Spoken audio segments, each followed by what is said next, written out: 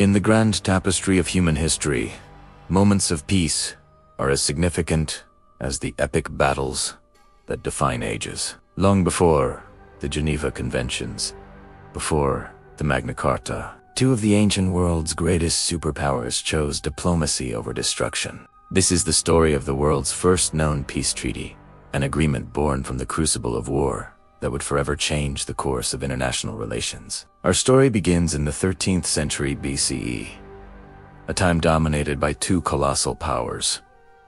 The Egyptian Empire, led by the ambitious pharaoh Ramesses II, and the formidable Hittite Empire, ruled from the heart of Anatolia. For decades, these empires were locked in a bitter struggle for control over the Levant, a crucial crossroads for trade and territory. Their rivalry was a geopolitical chess match played with armies, spies, and vast resources, draining both kingdoms. The conflict reached its bloody zenith in 1274 BCE at the Battle of Kadesh, one of the largest chariot battles ever recorded. Ramesses II, seeking a decisive victory, marched his forces to the city of Kadesh. In modern-day, the Hittites, under King Mu'attali II, were waiting. The ensuing battle was a maelstrom of chaos and tactical gambles, while Ramesses famously claimed a stunning victory, immortalizing his supposed triumph on temple walls across Egypt. The reality was a brutal stalemate. Neither side could gain a decisive advantage, and the war dragged on, a costly and exhausting enterprise for both empires.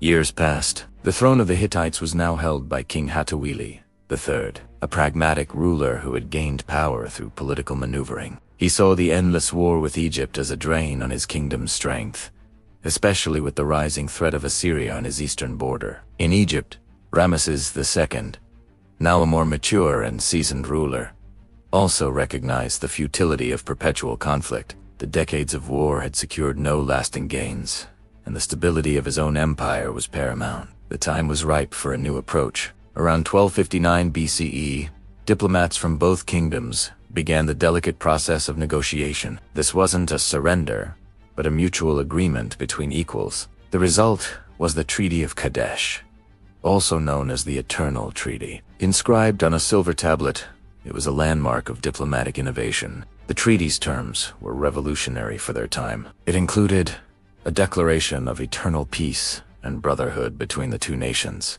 a mutual defense pact obliging each king to come to the other's aid if attacked by a foreign power or facing an internal rebellion, an extradition clause for returning political fugitives and refugees, with a remarkable assurance that they would be treated humanely. The Treaty of Kadesh was more than just an end to a war. It was the beginning of a new era of diplomacy. It established a framework for international law based on mutual respect and shared interests. For the next several decades, peace reigned between Egypt and the Hittites. This stability was cemented by a royal marriage, with the Hittite princess becoming one of Ramesses' wives. The treaty's significance endures. A replica of the cuneiform tablet discovered in the Hittite capital of Hattusa now hangs in the United Nations headquarters in New York, a powerful symbol of humanity's ancient and enduring quest for peace. It serves as a timeless reminder that even the fiercest of rivals can find common ground, and that the pen can, indeed, be mightier than the sword.